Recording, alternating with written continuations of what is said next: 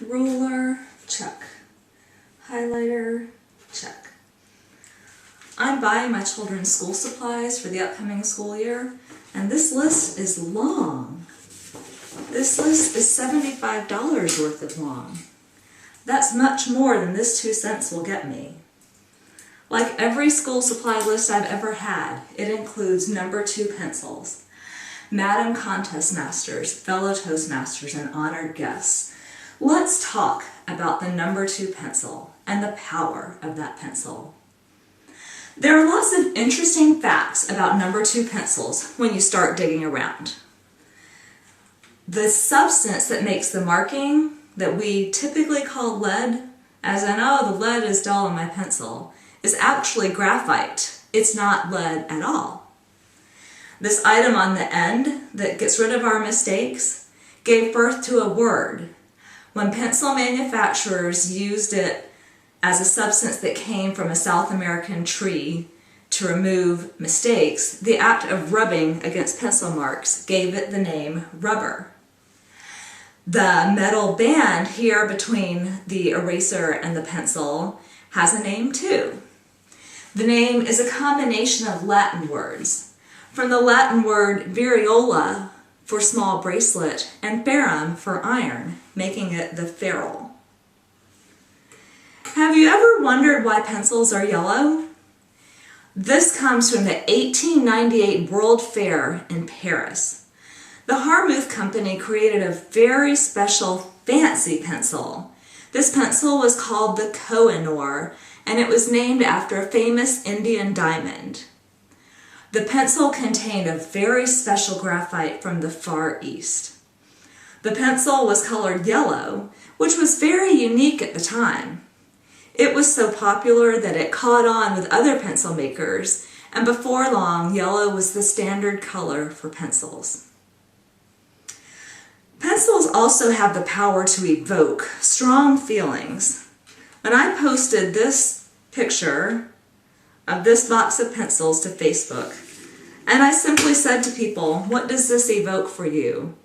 I struck a nerve. People talked about test anxiety.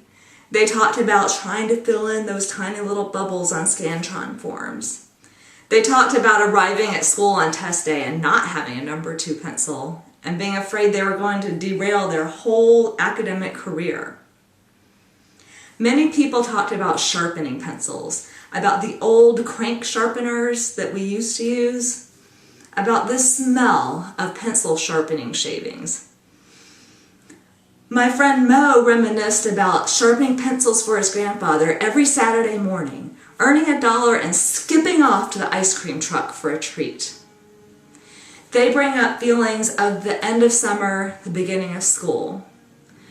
For my friend Jelena, who teaches 4th grade in South Florida to children who come from difficult circumstances, the picture evoked something else. She sent me a poem that discussed the challenges these children face before they get to school every morning. They may not have anyone to lay out clothes for them or to even buy them appropriate clothing.